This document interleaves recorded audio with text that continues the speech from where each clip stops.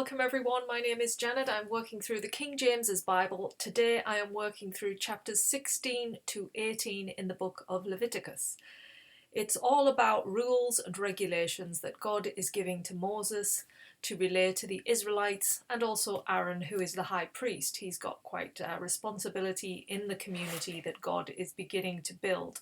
They are still at Mount Sinai, and they are residing there while they get all of these rules and regulations that are clear about the tabernacle, how to proceed there, and how to live a righteous life if they're going to live alongside God.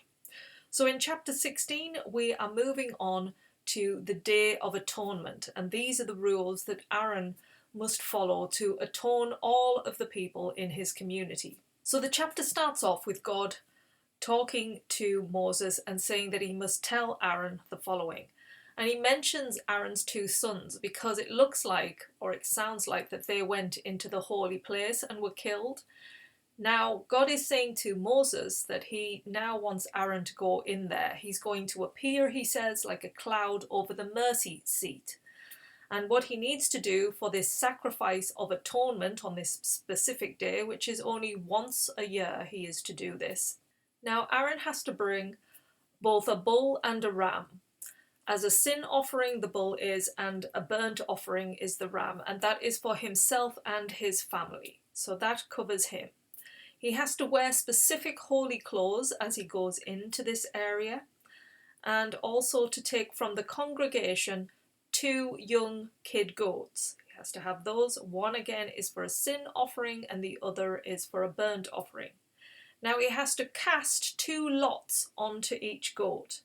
So he puts one lot for God onto one goat, and the other lot is for the scapegoat, which you may have heard used quite commonly in today's terms, the scapegoat. What happens is one of the goats is killed as a sacrifice and the other is allowed to go free and is given all the sins of the community into that and cast out. Now I found this quite interesting, so I did a bit of research around this about why the 2 goats, one gets to live. And on this day in the Old Testament is sort of like a yearly atonement.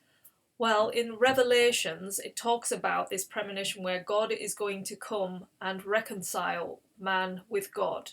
And in doing so, he's going to bind Satan for 1,000 years. Now, this is kind of like, because Jesus died for us. So Jesus is like the goat that was killed. And the other that lives is Satan, which is then cast out for 1,000 years. So that people can then know how to live a righteous life without sinning, because Satan is the one that deceives people into sinning. So he would be cast out. And so that's what this scapegoat is. It's the releasing of their sins into the goat and then casting it out away from them. So that's what happens to the goats. Now the bull, once that is sacrificed, Aaron has to take some of its blood and sprinkle it around the mercy seat, along with the ram as well that was killed, and then they burn them, and there's a cleansing, washing of everything at the end, and that is to atone for everyone. And this, the Lord says, this will be a statute, and it will be performed every year on the 7th month on the 10th day, and this will atone for all sins once a year in their community. So that is chapter 16. That covers the Day of Atonement. And now we move into chapter 17. And God again is speaking to Moses, and he's saying that no Israelites shall sacrifice an ox, a lamb, or a goat in the camp or outside. They must be brought to the tabernacle. That's where they are to be done. So they haven't got to be sort of doing sacrifices to some other god other than God himself. That's when they bring them. And if they're seen to be doing this, it's classed as they've created bloodshed and they will be guilty, and then they will be cut off from their people. Then it goes into they must not eat blood, because blood is forbidden, as it is the life of a creature in its blood. That's its life. So God forbids anybody to eat any blood, and he says they'll be cut off from the people if they are found to do this. Anyone hunting an animal for eating, then they must drain the blood and cover it with earth. That's what has to be done there. And anyone who eats anything found dead must wash their clothes and bathe in water, and they'll be classed as unclean until the evening. Now, if they don't do this, they don't wash their clothes and cleanse themselves, they will be held responsible. So those are the rules regarding no eating of blood and no killing any animals for sacrificing to other gods. So now we're moving into chapter 18, which is all about the sexual relation rules. And God speaks again to Moses to tell the people they must not do as they did in Egypt or Canaan, where I am bringing you. Do not follow their practices. So he does not want them to be anything like what they're doing. They are defiling, they are just going against all of the rules that he believes to be holy. God says, you must obey my laws as I decree.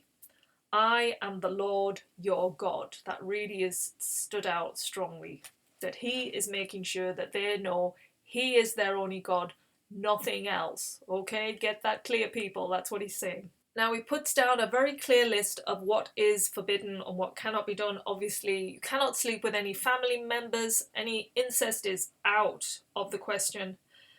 Going outside of the marriage is out of the question. Sleeping with the same sex is forbidden. Sleeping with animals is forbidden. And then it mentions the pagan god Moloch, and it says, do not give any of your children to be sacrificed to Moloch. I am your God. Now, I had to do a bit of research here as well to find out who is Moloch, because I didn't know. And it says Moloch was a pagan god, and the people who worshipped this god had temple prostitutes on staff because its followers believed that engaging in sexual activity with these prostitutes would please Moloch and increase fertility for them, their livestock and their fields. So that was what those believers did, and God is strictly saying here, do not do that. That is out of the question. I am your God. Don't follow these practices. So he said all of these things that he's laid down, these are detestable, and you'll be cut off from your family if anybody is found doing them. It says it's how the other nations, which God is going to throw out, like the people in Canaan at the minute, they will be thrown out because they've defiled the land, he said. The land is going to vomit them out. And he said if the people of Israel do the same thing, the land will do the same thing to them. It will vomit them out. And then he lays out, keep these requirements. I am the Lord your God. So these are very strict rules that he is laying down with Moses, who's relaying it to the Israelites and to Aaron, because Aaron's role as a high priest is very important.